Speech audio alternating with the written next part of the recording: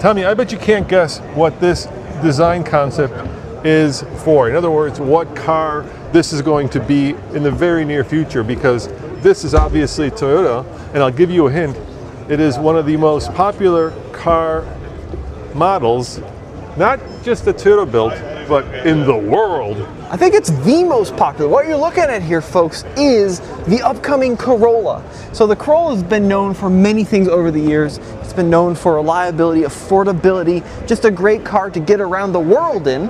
But they have gone absolutely wild with this new Corolla. So let's start with the exterior design, Dad, then we'll take them inside, show them what the interior has to offer, and talk about whether or not this thing is gonna make it into production looking like this. Now the front end, Dad, the way this headlight kind of makes this really sharp point, looks very much like a C8 Corvette and very unlike any Corolla I think we've ever seen. Yeah, I mean, it's wider, it's lower, it's definitely sportier, and will it make it into production? You know, that is anybody's guess, but it is certainly a wild Corolla, because if Toyota has the cojones to actually build this, I'm all into it, because it's a really cool, futuristic design. Now, maybe you can kind of pop the camera in there and kind of show them the interior, because the interior is kind of what the wildest part. First and foremost, you can see that there's two different designs for the seat. There's the passenger seat, and then there's the driver's seat. They have different headrests, and Toyota says that the driver's seat is meant to hold you in place, whereas the passenger seat is meant for comfort. So that's why they're different. I've never seen a car with two different seats and two different headrests. It's got to be a production nightmare, but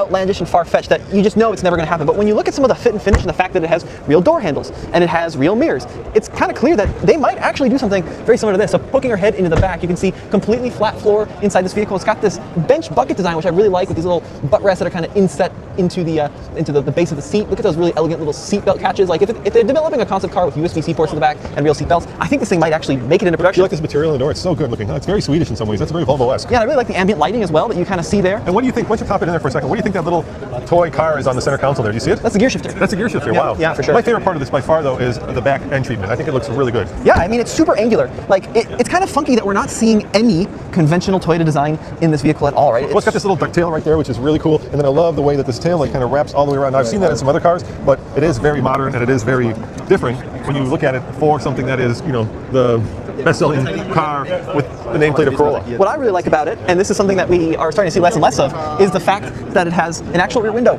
right? So a lot of the concepts we've seen here at the Japan Mobility Show have had no rear window, kind of like the Polestar 4, but at least this thing has actual back glass in it, which I think is Now look, we've got obviously big old, you know, tires 21s that fill out the interior of the wheel well. I think this is not going to make production. You don't think a Corolla will have 21s? No, I think the concept cars always have big old tires, but obviously that's something that would be very hard to put into production. Now, let's talk about the powertrain. Oh, this is cool too. Yeah, let's talk about the powertrain. So this one has a little charge indicator there on the side of the Corolla. You can see it just went from 90, 80, 70. It tells you the charge percentage. So clearly there's an electric version, but that's not the cool. There you go. You can see it there on the center console. That little illuminated glass thing is a shifter, which is pretty unbelievable.